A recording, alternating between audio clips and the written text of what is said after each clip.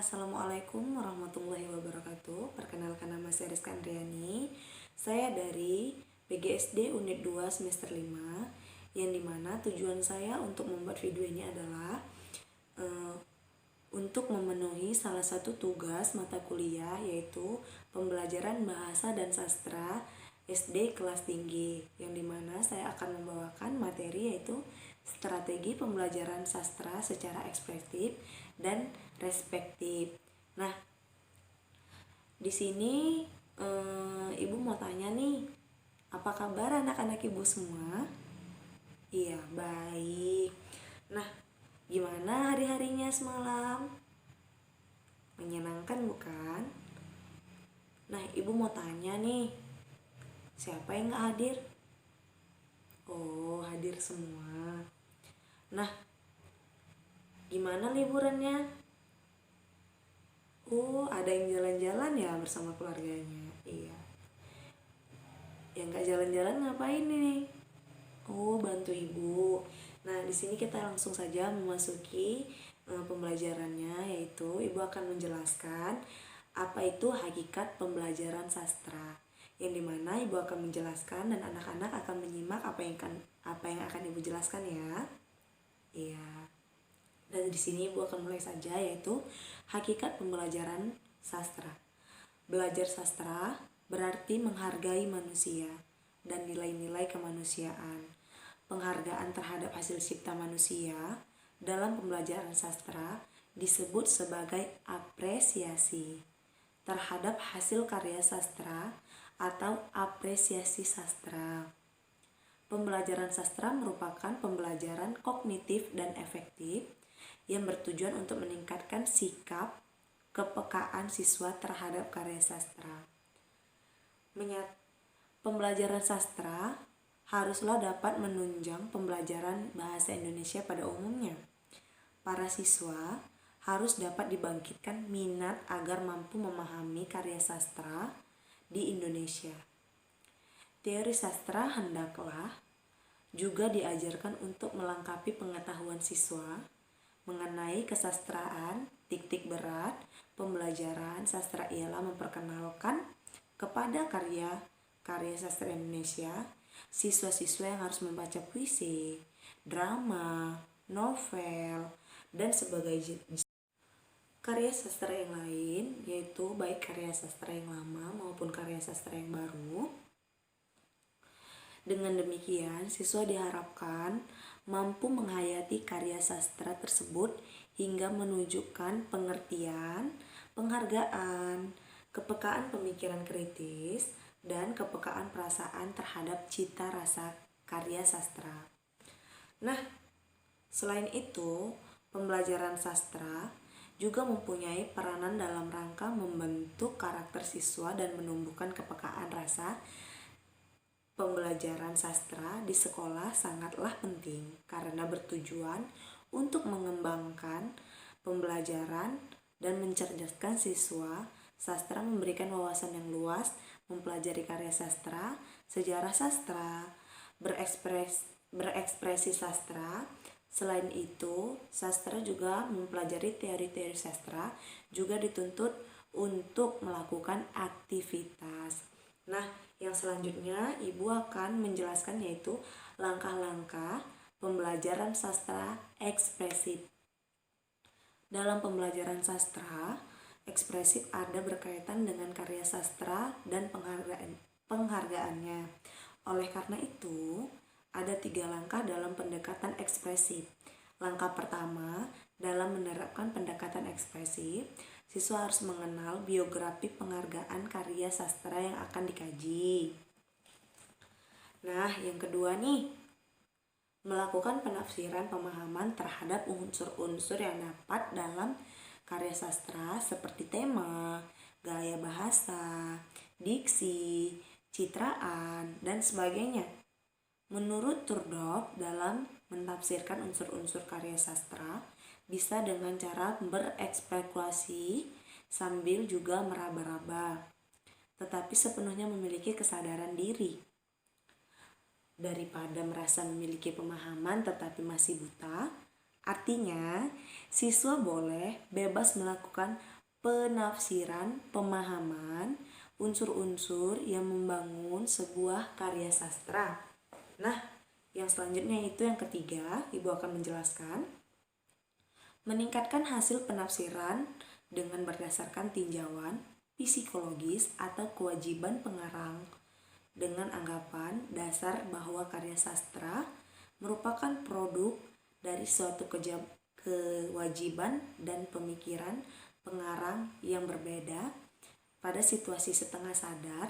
Setelah jelas baru dituangkan ke dalam secara sadar, dan kenyataan dan kekuatan karya sastra dapat dilihat dari beberapa jauh pengarang maupun mengungkapkan ekspresi kejiwaan yang tak sadar diri itu ke dalam sebuah ciptaan sastra. Nah, pembelajaran sastra diarahkan pada pengalaman bersastra siswa. Pengalaman bersastra ini salah satunya mengarah pada pengalaman secara ekspresif.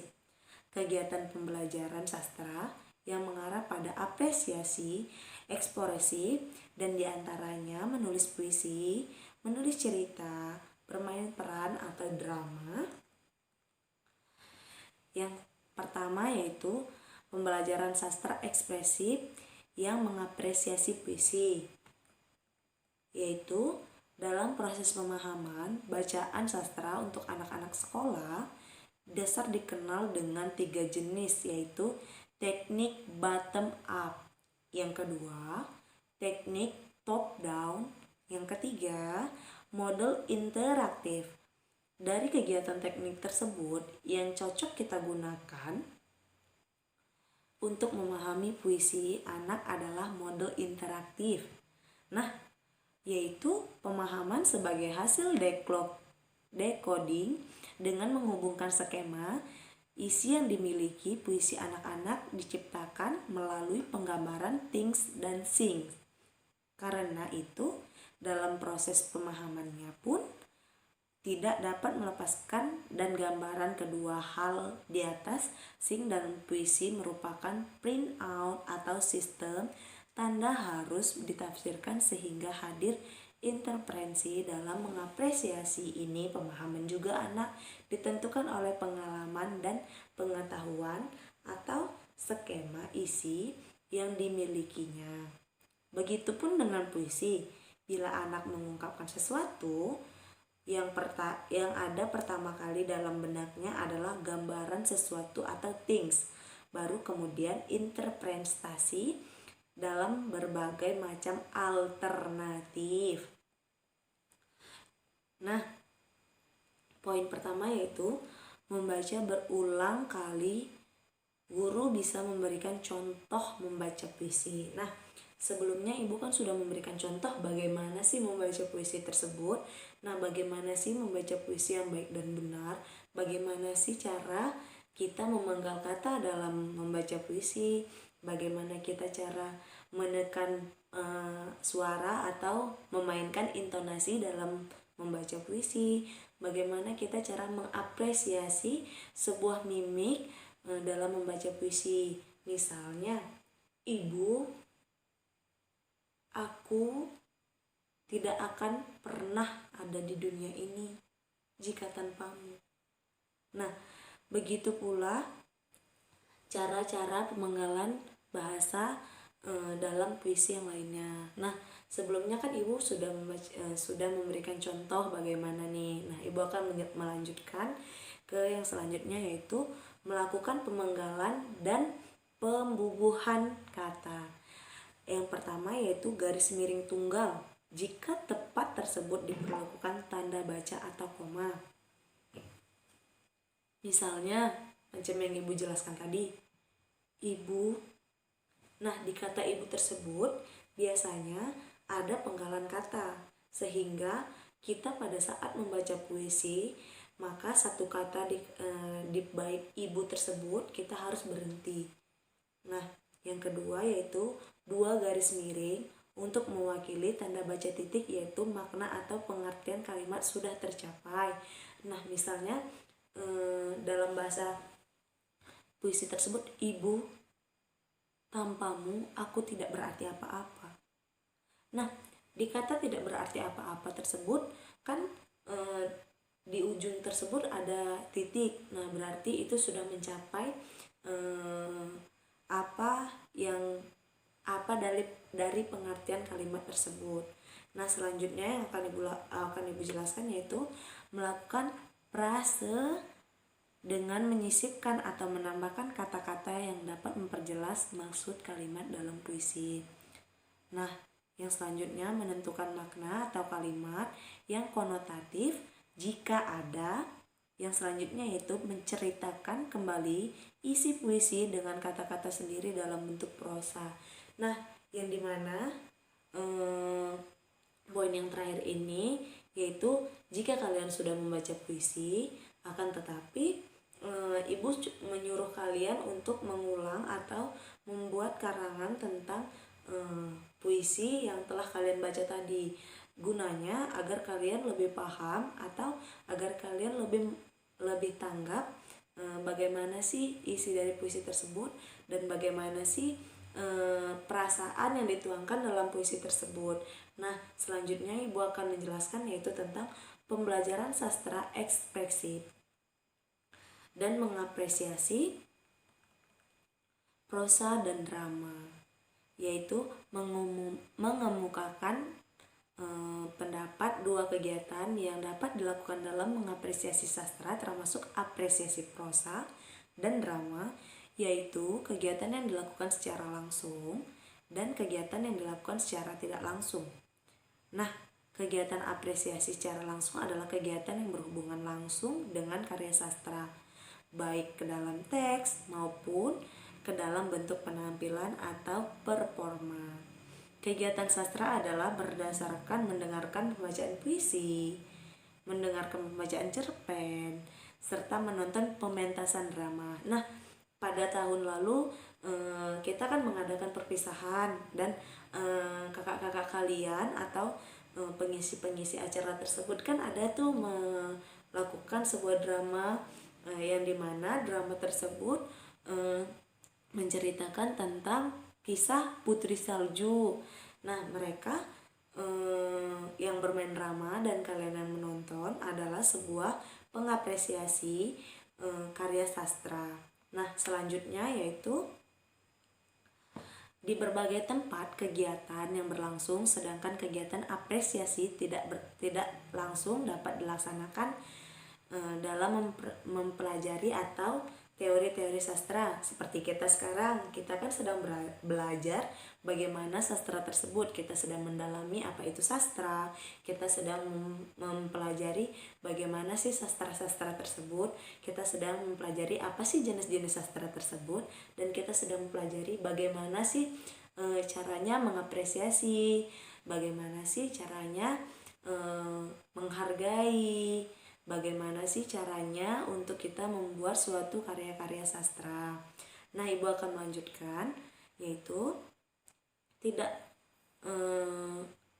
kritik sastra, sejarah sastra, dan mendokumentasi berbagai masalah-masalah sastra dengan mempelajari berbagai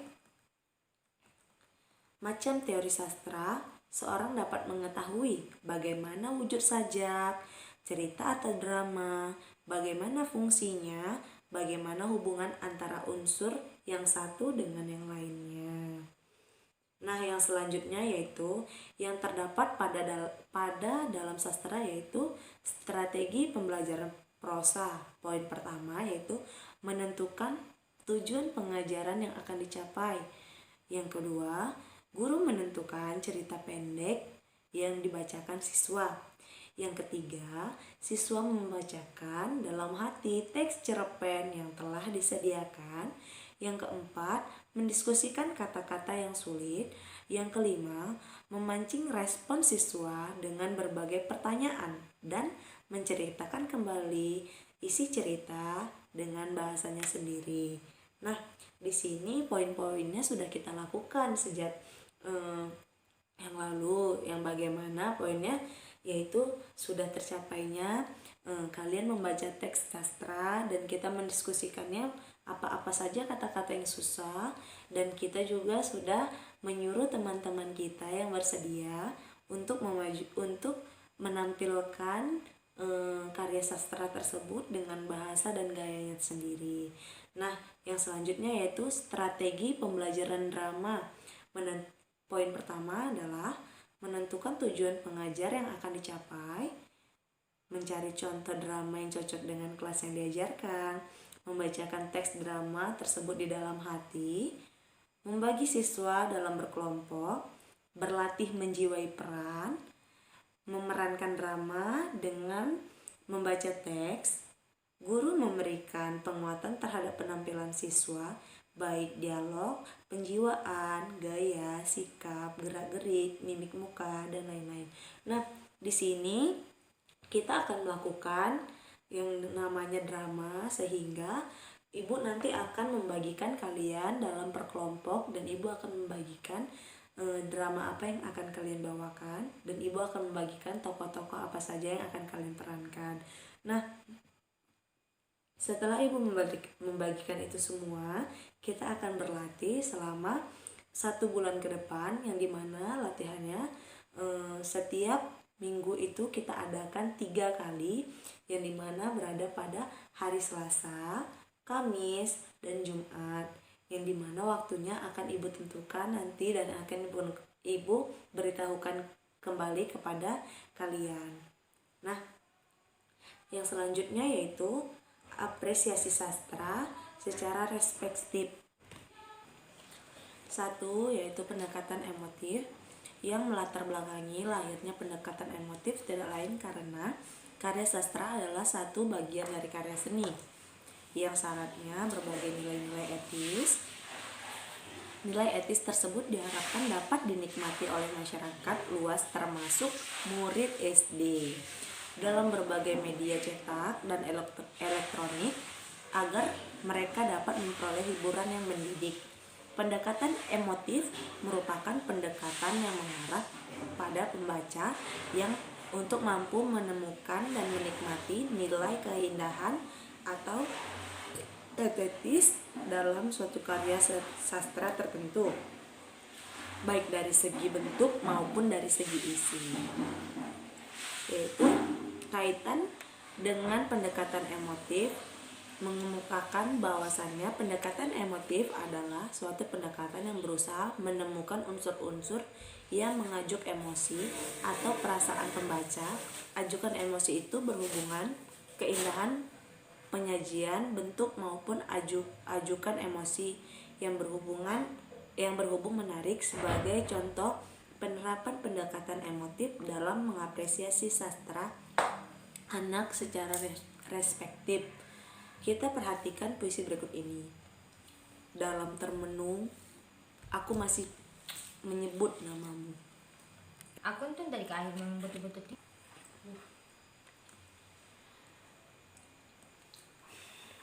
Yang selanjutnya yaitu pendekatan diktatis. Pendekatan diktatis tersebut ada karena mutu karya sastra antara lain ditentukan oleh adanya tindakan nilai-nilai kemanfaatan didaktis yang terkandung di dalamnya. Semakin banyak mengandung nilai kemanfaatan didaktis humanistik, semakin tinggi pula karya mutu sastra tersebut.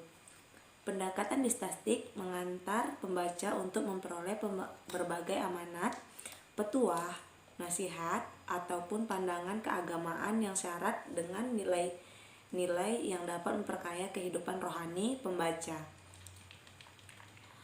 Pendekatan didaktis adalah suatu pendekatan yang berusaha menemukan dan memahami gagasan dan tanggapan maupun sikap-sikap itu dalam hal yang akan terwujud dalam suatu pandangan etis, filosofis maupun agamais, sehingga akan mampu memperkaya kehidupan rohani sang pembaca. Yang selanjutnya adalah pendekatan analitis. Pendekatan analitis merupakan pendekatan yang berupa membantu pembaca memahami gagasan, cara pengarang menyampaikan gagasan, sikap pengarang, unsur intrinsik dan hubungan antara elemen itu sehingga dapat membentuk keselarasan dan kesatuan dalam rangka terbentuknya totalitas bentuk dan maknanya.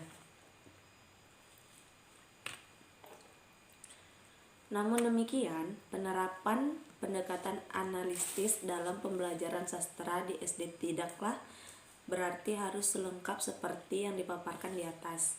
Telah memindai jika telah dapat mengungkapkan unsur-unsur yang membangun karya sastra yang dibaca dan mewujudkan hubungan antara unsur yang saling mendukung atau saling bertentangan serta mampu memaparkan pesan-pesan yang dapat memperkaya pengalaman rohaninya. Tema cerita sebagai langkah awal yang harus ditempuh oleh pengarang dalam menciptakan suatu karya sastra prosa adalah menentukan tema. Hal ini karena tema adalah pokok pembicaraan dalam sebuah cerita. Tentu saja, pokok pembicaraan atau ide tersebut melandasi lahirnya karya sastra mulai dari awal hingga akhir.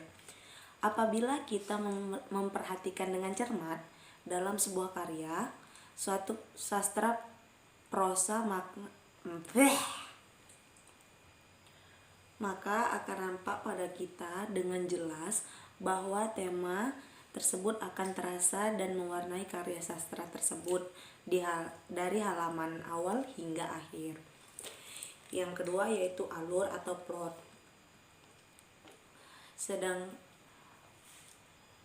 Plot adalah rangkaian kejadian sepanjang roman atau novel bersangkutan, dan akhirnya mengambil kesimpulan bahwasannya plot adalah struktur penyusunan kejadian dalam cerita tapi disusun dengan secara logis.